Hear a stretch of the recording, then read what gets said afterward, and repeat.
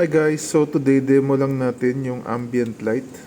So itong demo natin is sa Camry na 3.5, luma siya. So para ma-upgrade yung loob, lagyan natin ng ambient light para mas modern. So yung ambient light kasama yan yung sa dashboard, sa sidings at saka sa footlight. So meron siyang modes, pwede naka-steady lang, pwedeng naka-running, pwedeng blink, pwedeng dahan-dahan nagpapalit ng kulay.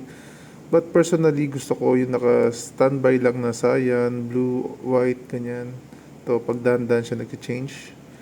So, para sa akin, mas gusto ko yung steady lang na white o kaya red or cyan. Yan ang favorite colors ko.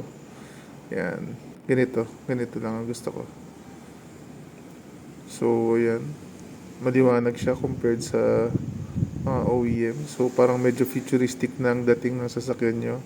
Lalo na pag luma. Tsaka yung mga bago na base model, wala pong ganyan. So, yun lang. PM lang if interesado.